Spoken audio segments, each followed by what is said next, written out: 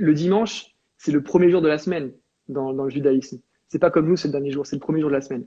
Et Jésus, quand il ressuscite, c'est le point de départ d'une nouvelle création de Dieu. Et ça, c'est super fort au niveau du symbole, au niveau du coup de com', c'est incroyable. Bonsoir, bonsoir. J'espère que vous allez bien. C'est cool de vous avoir. On est vraiment content de pouvoir ce soir parler de la résurrection. Donc c'est avec Cyril qu'on va pouvoir en parler. J'attends de voir s'il se connecte. En attendant, je voulais vous poser la petite question. Est-ce que vous avez commencé quelque chose de nouveau pendant ce confinement ? Est-ce que vous avez commencé une nouvelle activité ? Est-ce que ce temps de confinement a été pour vous l'occasion de commencer quelque chose de nouveau ? Pour ma part, j'ai commencé à mieux dormir et c'est pas rien parce que j'avais plein de mois où je dormais vraiment pas super. Mais du coup, j'ai commencé ça. Donc c'était... Ah, le sport, je vois, c'est cool. Moi aussi, j'ai pu faire plus de sport aussi pendant ce temps de confinement, c'est vrai.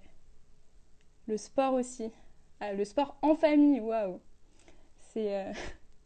Oh, planter des légumes et du basilic, ça c'est cool. Le jardin aussi.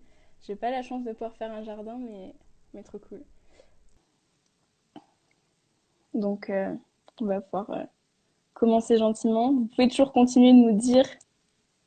Salut, Ah, salut Cyril. Trop ça cool. va? Ça va et toi? Ouais, écoute, ça va tranquillement. Je t'avoue que je suis pas encore un expert en Instagram, du coup, je me suis dit naïvement que c'était comme sur Facebook et qu'il fallait que toi tu m'envoies une demande ou je sais pas quoi. Donc, Ah, c'est pas grave. Écoute, tu es là. C'est le plus important. c'est Maintenant, l'essentiel, c'est ça exactement. maintenant, tu vas pouvoir nous répondre. Est-ce que tu as commencé quelque chose de nouveau pendant ton confinement?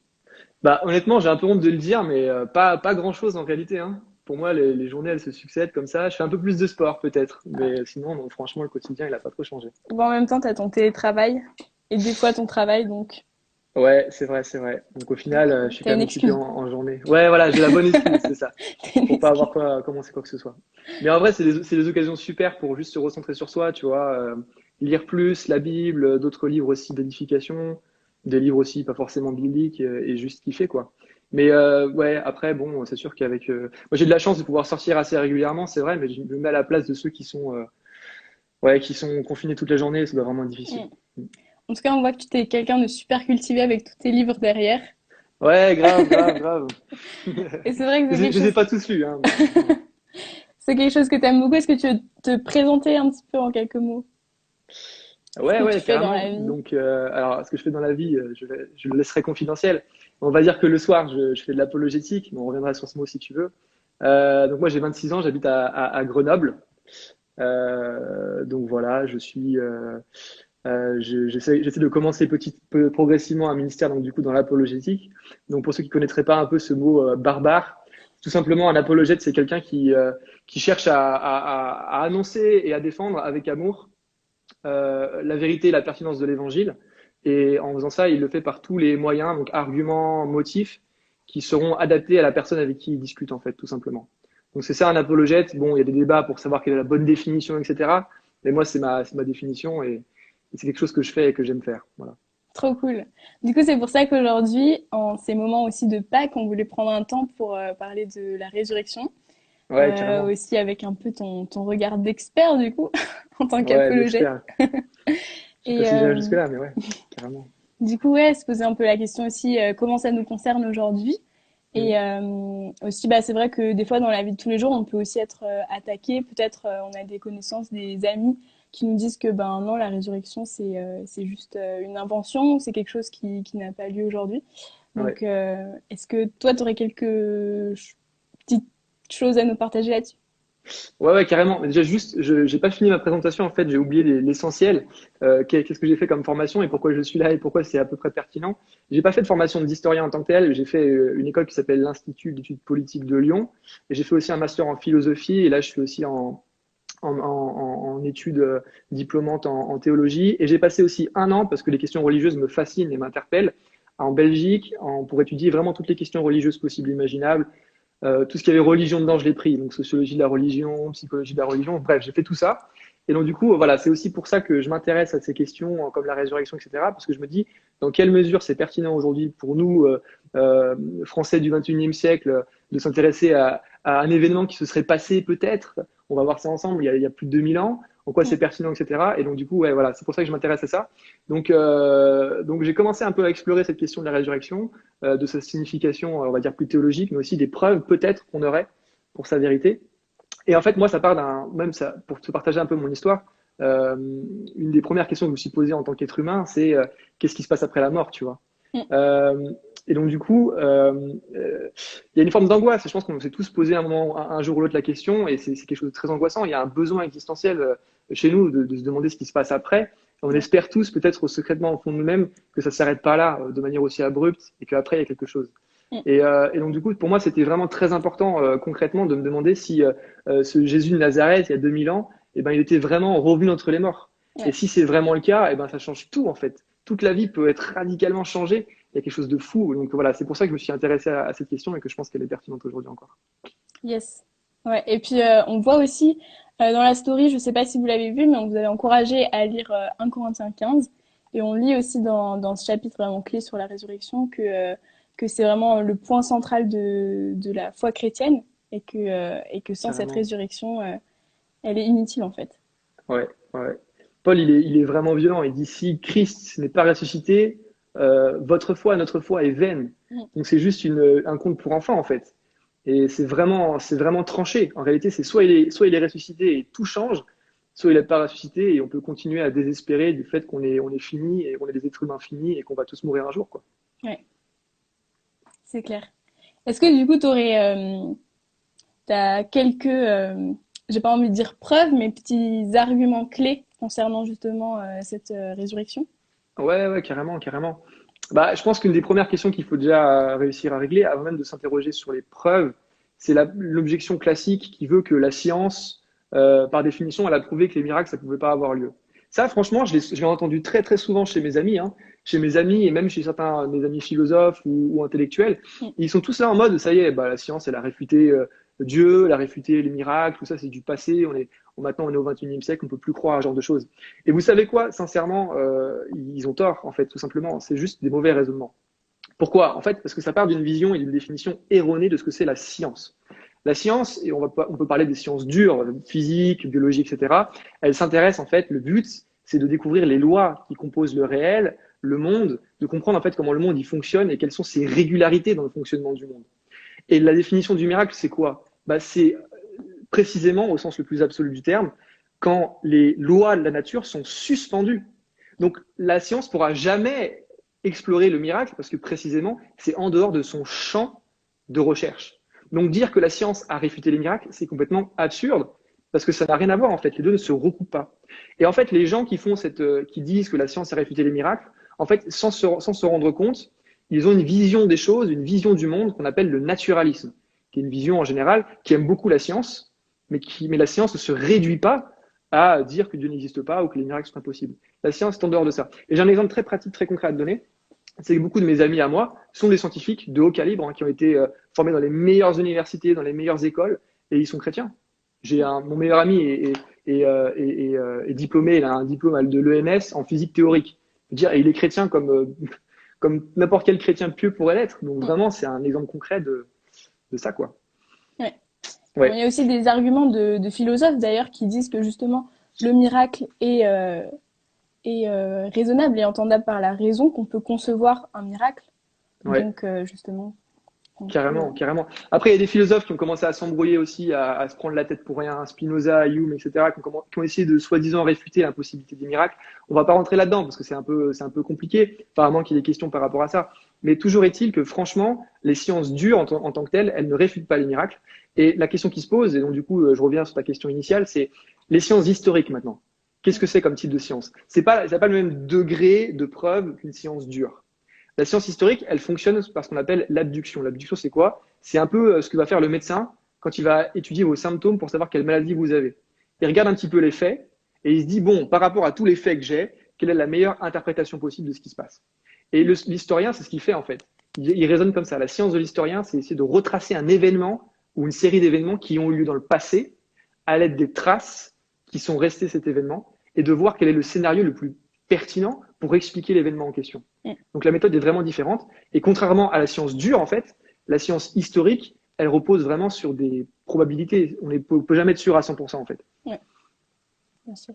Parce que le sujet enfin l'objet étudié n'est plus là par essence vu que c'est l'étude du C'est passé. ça. Il nous reste que des traces. Que des traces, voilà. Ouais. C'est la beauté de la chose, mais c'est aussi un peu le tragique de la chose. Et juste avant qu'on rentre peut-être dans les arguments et tout, je veux dire quelque chose, c'est que euh, là, je vais pas faire une démonstration précisément par A plus B que Jésus est ressuscité. C'est un acte de foi, c'est une décision personnelle. À un moment donné, il y a un acte de volonté, et c'est l'Esprit Saint qui vient transformer le cœur pour qu'on puisse croire à la résurrection et à la vérité de la résurrection. Par contre, l'historien ou l'apologète, il peut vraiment se poser la question, et quels sont les faits qu'on a à notre disposition et quels sont les scénarios les plus pertinents pour expliquer ces faits-là. Ouais. Ouais, clairement. On a eu plusieurs fois la question par rapport à la résurrection de Okay. pourquoi 3 jours? Pourquoi 3 jours pour la résurrection? Bah écoute, euh, saint Thomas d'Aquin, qui était un philosophe et un théologien du Moyen Âge, il était fan d'Aristote, et lui, quand tu lui as posé cette question-là, il a dit, parce que je suis d'accord avec Aristote que le nombre 3, c'est le nombre le plus beau possible, c'est le nombre de la réalité, parce qu'il a un début, un milieu et une fin. Personnellement, je suis pas convaincu par ça, je sais pas pour toi. Mais plus sérieusement, je pense qu'il y a plusieurs types d'arguments. Franchement, l'argument principal, à mes yeux, c'est que Dieu, c'est un Dieu qui aime les coups de com', et c'est un Dieu qui aime accomplir ses promesses, et il a promis dans l'Ancien Testament, par diverses prophéties, eh bien, que le Messie serait crucifié et il ressusciterait 3 jours après. On a un passage assez clair là-dedans dans Jonas chapitre 2, auquel Jésus fait référence directement dans les évangiles, c'est ce qu'il appelle le signe de Jonas. On reviendra sur Lazare si vous voulez, c'est super intéressant parce que c'est vraiment différent de la résurrection de Jésus. Je vois dans les commentaires. On a donc on a Jonas, on a Osée dans chapitre 6 verset 2 où on a l'invention des 3 jours, et puis on a aussi le psaume 16 où c'est marqué ton juste ne connaîtra pas la décomposition. Donc voilà pourquoi il fallait pas que ça reste plus de 3 jours aussi. Ouais. Donc ça c'est un des premiers éléments. Un deuxième élément, c'est aussi un coup de stratégie. Je pense que Dieu il voulait faire une belle surprise aux disciples. Et donc il est crucifié le vendredi, donc il meurt le vendredi. Et le samedi, du coup, c'est Shabbat. Et ça aurait été un peu bizarre de ressusciter le jour où précisément personne ne pouvait aller voir et assister à la résurrection. Donc peut-être qu'il fallait attendre le dimanche. Et un troisième élément qui est aussi super pertinent à mes yeux, c'est que en fait le dimanche c'est le premier jour de la semaine dans le judaïsme. C'est pas comme nous, c'est le dernier jour, c'est le premier jour de la semaine. Et Jésus, quand il ressuscite, c'est le point de départ d'une nouvelle création de Dieu. Et ça, c'est super fort au niveau du symbole, au niveau du coup de com', c'est incroyable. Et puis, tu as aussi, je crois que c'est toi qui m'en avais parlé aussi dans Lévitique, Lévitique 23, le dimanche qui suit la fête de Pâques, c'est la fête des moissons, des prémices de la moisson. Ouais. Et Jésus, en ressuscitant, c'est le prémisse de ceux qui sont appelés à la résurrection. Donc c'est aussi très fort en termes de symbolique, en termes de communication. Ouais. Donc voilà. Ouais, clairement. Et je pense aussi, finalement, c'est 3 jours. Donc, il y a eu dans les commentaires 3 jours comme la Trinité. Donc, je pense, comme tu l'as dit, bah, c'est aussi un chiffre symbolique, Carrément. le 3. Et je pense aussi, finalement, je me mettais à la place des disciples. Et ces 3 jours, ça devait être vraiment 3 jours d'épreuve aussi. Parce que ça peut paraître court, mais ça devait être aussi vraiment 3 jours de remise en question vraiment totale. Ah bah c'est clair. C'était la grosse désillusion, c'était la grosse touche chez les disciples. Hein. Parce que ce qu'il faut comprendre, et là c'est un intellectuel de très très haut calibre qui s'appelle N.T. Wright, qui l'a bien démontré, c'est que les Juifs à l'époque de Jésus, ils ne pouvaient pas imaginer intellectuellement parlant, c'était pas dans leur manière de voir le monde, que le Messie pouvait mourir en fait. Pour eux, si un mec se dit je suis le Messie et qu'après il meurt, c'est basta, c'est fini en fait. C'est pas le Messie. Et donc, eux, dans leur tête, on a passé plusieurs années avec ce Jésus qui était incroyable d'amour, il a même fait des miracles, et en fait, il finit mort sur une croix, la honte la plus absolue à l'époque. Donc, ils étaient, mais dégoûtés. Ils venaient de perdre un ami, un mentor, et puis aussi l'espérance du Messie qui venait sauver Israël. Ouais, clairement. Du coup, qu'est-ce que cette résurrection a à faire encore avec nous aujourd'hui? Bah, écoute, franchement, pour moi, c'est à titre personnel, comme je t'ai dit, hein, de par mon témoignage, ça vient répondre à un besoin qu'on a tous encore aujourd'hui. Enfin, qu'il y a 2000 ans ou aujourd'hui, tout le monde s'est posé un jour la question de la mort. Et là, avec cette résurrection de Jésus-Christ, on a enfin une espérance. Voilà, le monde ne se finit pas après notre mort. On a enfin l'espérance de la résurrection. Nous, concrètement, on va avoir un corps corporel, mais il sera renouvelé, il sera beau, il sera sans défaut, il sera vraiment épuré de toutes les conséquences du péché. Et vraiment, c'est trop encourageant, quoi. Ouais, ça y est, c'est factuel, c'est concret, c'est excellent, quoi. ouais, clairement. Et ouais, moi aussi, ça m'a trop encouragée. J'ai vraiment pu prendre du temps justement dans ces derniers jours en repensant justement à la résurrection. Et c'est vrai qu'on a vraiment l'espérance de la vie éternelle. Et je voulais juste vous lire quelques versets qui sont justement dans ce chapitre 15 de 1 Corinthiens. C'est verset 14 qui dit « Et si Christ n'est pas ressuscité, alors... ah non, c'est pas celui-là. C'est le verset 19. C'est « Si c'est pour cette vie seulement que nous espérons en Christ, nous sommes les plus à plaindre de tous les hommes. » Et justement, nous, Mm. on a cette espérance. Et je me dis aussi dans ces moments compliqués, avec tout ce qui se passe dans les actualités, ben on a aussi cette espérance de la vie éternelle. On sait que Amen. Jésus Ouais. a vraiment la victoire. On sait que même si on ne sait pas ce qui va se passer demain, on ne sait pas la suite des événements, euh, on sait comment ça va finir, en tout cas, Mm. C'est à la clair. fin, parce qu'on sait que Jésus a la victoire. Et je voulais vous encourager aussi, ce dernier, déjà à relire le chapitre si jamais vous l'avez pas lu. Et vraiment, en fait, les deux derniers versets sont aussi super encourageants et ils nous laissent vraiment sur quelque chose de très pratique. On peut lire, mais que Dieu soit remercié, lui qui nous donne la victoire par notre Seigneur Jésus-Christ. Ainsi, mes frères et sœurs bien-aimés, soyez fermes, inébranlables. Travaillez de mieux en mieux à l'œuvre du Seigneur, sachant que votre travail n'est pas sans résultat dans le Seigneur. Et c'est vraiment quelque chose ouais, qui m'a touchée. Mm. Et j'ai vraiment ouais, prié, demandé au Saint-Esprit aussi de montrer comment est-ce que je peux travailler à ton œuvre, Seigneur. Mm. Comment est-ce que pendant ces temps de confinement aussi, est-ce que je peux travailler ouais, pour ton œuvre, pour comment est-ce que je peux te servir. Il y en a peut-être ce sera au travers de leur famille. Il y en a ce sera peut-être en prenant plus de temps avec lui, en approfondissant sa parole, en passant du temps en priant. Mais juste, je vous encourage ouais, à poser cette question au Saint-Esprit, comment je peux vraiment travailler pour l'œuvre du Seigneur. Donc Annie, elle redemande les versets. Donc c'était dans 1 Corinthiens 15. Le premier, c'était le verset 19. Et ensuite, c'était les deux derniers, donc le 57 et le 58. Voilà, il y a Odélia qui les a marqués. Trop bien. Trop bien. Ok. Est-ce que tu voulais rajouter quelque chose, Cyril? Bah, moi, je peux encore, soit je réponds aux questions, soit, enfin, je sais pas combien de temps il reste, parce que je suis arrivé un petit peu en retard, donc je sais je, que ça dure longtemps. je sais pas non plus combien de temps il reste du tout. Je pense on est déjà pas mal. Mais si jamais vous avez des questions, vous pouvez les rajouter, les poser. J'ai pas eu le temps de tout suivre les commentaires. J'essaie de regarder. J'en avais vu juste une sur Lazare, je réponds vite fait. Ouais. Lazare et Jésus, c'est vraiment différent en termes de résurrection, en fait. On peut pas utiliser le terme de résurrection pour Lazare, on peut plutôt utiliser le terme de ressuscitation ou revivification. Parce que, en fait, Lazare, quand il a été ressuscité, après, il est mort. Enfin, il a été ressuscité, mais juste temporairement. Après, il est remort un jour comme tout le monde. Mm. Alors que Jésus, la différence, c'est qu'il est ressuscité avec un corps glorifié qui est immortel. Et donc, c'est là où il y a une vraie nouveauté. Des fois, j'entends des gens qui me disent, ouais, mais Jésus, c'est pas le premier né d'entre les morts. Mais si, en fait. Parce que c'est le premier qui va plus mourir, en fait. C'est fini pour lui. Mm. Ouais. Et j'ai vu l'enquête, ouais, une bonne introduction pour ces questions-là.